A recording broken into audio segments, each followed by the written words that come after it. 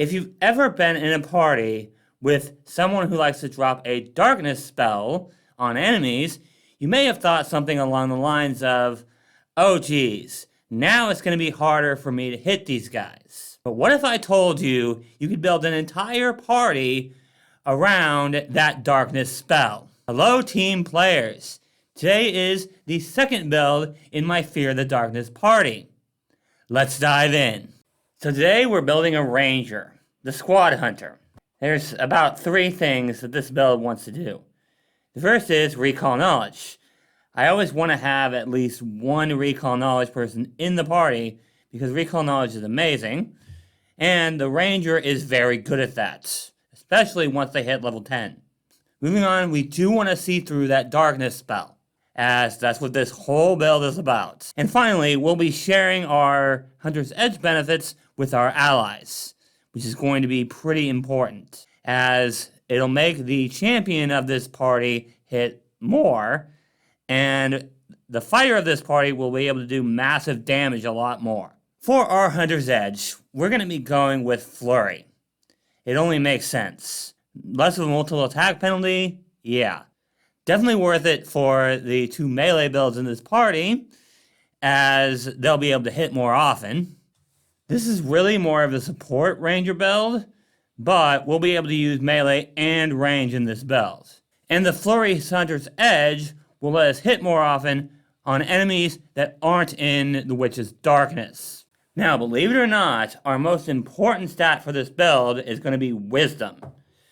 Yes, not Dexterity. Although Dexterity is important for this build, that is the second.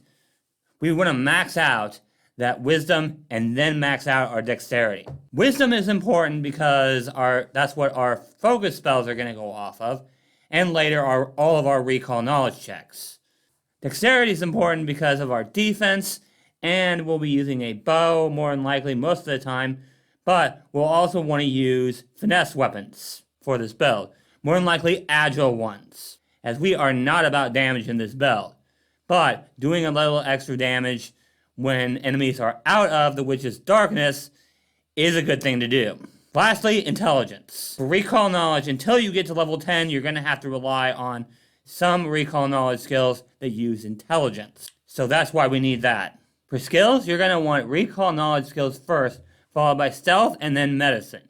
Medicine, we're going to be the healer of this build more than likely, but we're going to do most of our healing outside of combat. Stealth because, we want to be able to hide and sneak and all that. And recall knowledge, you're going to need the intelligence-based ones in the beginning, but after that, it's just going to be nature. Once we take a feat, we're going to be able to use nature for everything. And we do want to be legendary in that eventually. Not right now, though. So, the recall knowledge part of this build pretty much turns on kind of immediately when we take Monster Hunter. If we crit succeed on recall knowledge, then we get to buff our allies and ourselves. It's pretty good offensive option here. We do have to critically succeed in order to get this, so it's not going to come up too often, but when it does, it's going to be important. Even a +1 is a pretty big deal. I mean, granted, we have to tell our allies what we find out, but we want to do that for this build anyway, so we might as well just get a bonus for it. It's also pretty great action economy because we can do recall knowledge as part of our hunt prey action. So we get our flurry benefit as well as a free recall knowledge. It's pretty great. Next, we're going to take Monster Warden as well. This is just the defensive version of Monster Hunter. But you do have to remember that you get the offensive and defensive bonuses if you have both these feats, which is pretty awesome. I won't lie. This will really help our Witch's AC, which is great, and it'll especially help our champion because he needs to be more offensive for this party. And it will help the fighter, which is the last build in this party, deal a lot more damage. At level 4, we're going to pick up our first magic option. So we're going to take Initiate Warden, and we're going with Distracting Decoy. This will help make foes off guard when they're not in our Witch's Darkness spell. Remember that this is a support ranger build, which means that we can go melee or range with this build. In fact, we probably want to try to do both, depending on the situation. Distracting Decoy does only have a range of 10 feet, but we can be melee because we have good HP and we have good dexterity. And we can wear medium armor if we want, which means we can be in melee if we want to in this build. Plus, even if we do have our bow out, it's a one-action spell, which means we can use this on them, move away, and then still attack them on the same turn. This does mean that we might have to take a reactive strike, but we're Ranger, we have good HP, so we can take that, absolutely. Now let's talk about the second magic option we'll be taking, Threatening Mimicry. Yes, only 10-foot emanation, but again, we can be melee or range with this build, probably both. This will allow us to frighten enemies that aren't in our Witch's Darkness. And we can combine this with our Distracting Decoy to give enemies at least a -3 to their armor class, assuming they don't critically succeed. But this is also why the Veil of Dreams spell from our Witch build is so important, as that will lower their will saves, which means this will work more often. And this also discourages them from attacking you, because if they damage you during that turn, they stay frightened. Remember that Frighten lowers everything, including their attack rolls, their saves, and their AC. And remember, this is a status penalty, which means it does stack with the circumstance penalty from Off Guard, whether they're in the Witch's Darkness or we have to use Distracting Decoy to get that. Pretty awesome combo here, but we do have to be within 10 feet to use it. So probably better to use when we're in melee. When you first get to level 8, you will want to take blind fights. We need to be able to see through the Witch's Darkness, especially since he's going to be able to drop a 4th rank darkness at this point. So this will allow us to basically ignore the concealed condition and only need a DC 5 flat check to target hidden creatures. Plus we're not off guard to hidden creatures, unless we're off guard to them for some other reason. But you will eventually want to switch over to Warden's Boon, as that is a very important feat for this build, because we're going to be taking a better version of Blind Fight at level 10. Warden's Boon will allow us to share our Hunt Prey benefit with one of our allies until the end of their turn. That will give the other allies in this party better accuracy, which is definitely going to help. We obviously are not going to need to use this on the Witch, because the Witch is all about dropping that darkness and buffing allies. But the other two builds in this party will definitely appreciate a Flurry Hunter's Edge. And this will definitely pair well with the feat we're going to take at level 10. Speaking of level 10, we'll be taking Peerless Warden for Hunter's Vision. This is essentially Blind Fight, except that it only works on our hunted prey, but we can also share it with our allies. And that's big. Granted, this is only against our hunted prey, but we're going to be able to pick multiple hunted preys with feats we're going to take later. And we're also going to be able to share our hunted prey benefits with multiple allies. And this spell lasts for 10 minutes, so this is something we want to cast before combat. Granted, we won't know when we're going to get into combat, but 10 minutes is a really long time.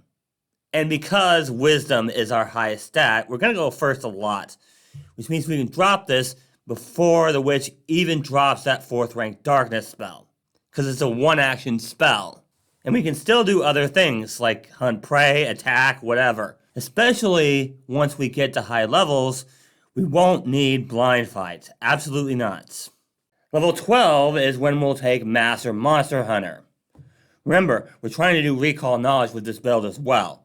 So identifying monsters with nature rather than whatever it would normally be is pretty big. Also, remember that we can give bonuses if we succeed at recall knowledge rather than just critically succeed, which is also big.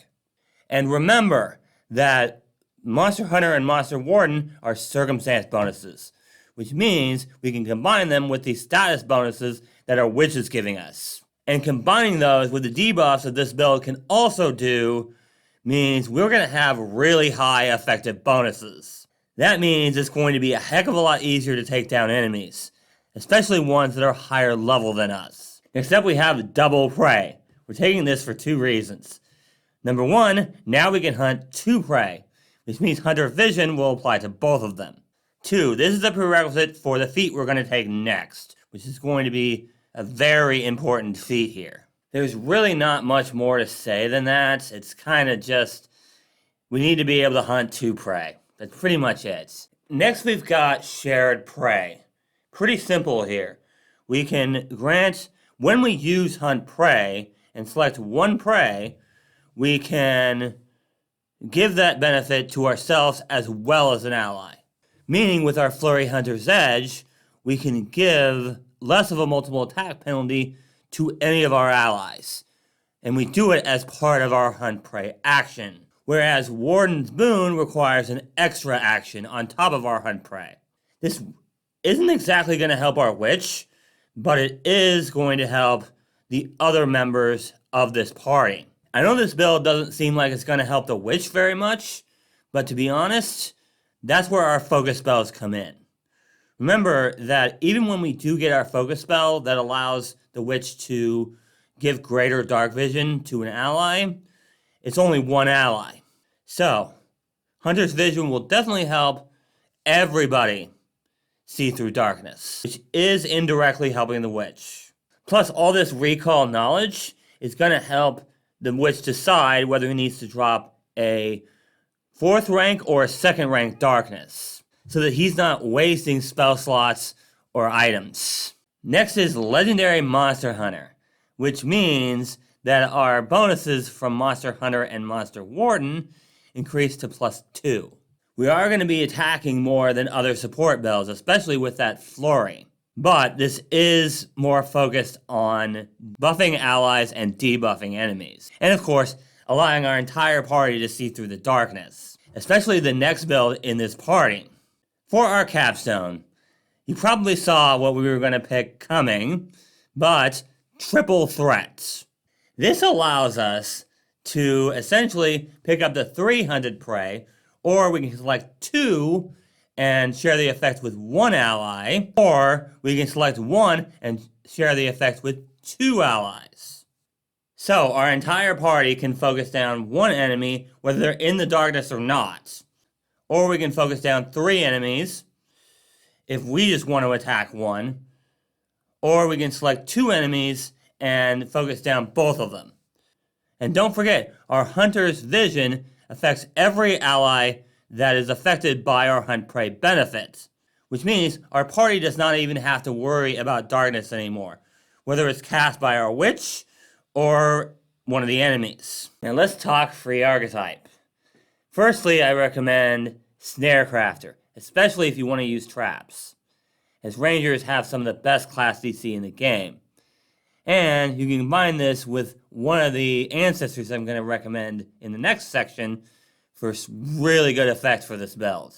The second archetype I recommend for this build is Game Hunter, as Game Hunter has quite a few support options that help this build. For example, the dedication alone lets you slow down enemies, or you can set traps for larger creatures and only have them be affected if they're that size or larger.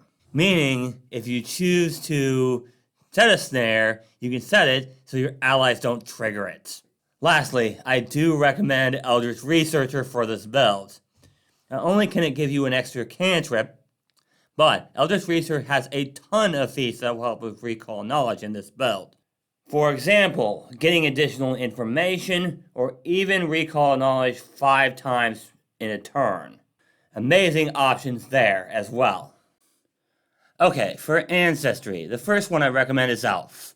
Elf has a lot of stuff that's going to help this build, a ton actually. First, it's got a bunch of feats that help us with our mobility, So we can go in and out of melee combat if we need to, and we can take things like Ancestral Longevity to help us with our recall knowledge. Plus, Elf has the perfect stats for this build. We get a boost to Intelligence, Dexterity, and a free, with a flaw in Constitution.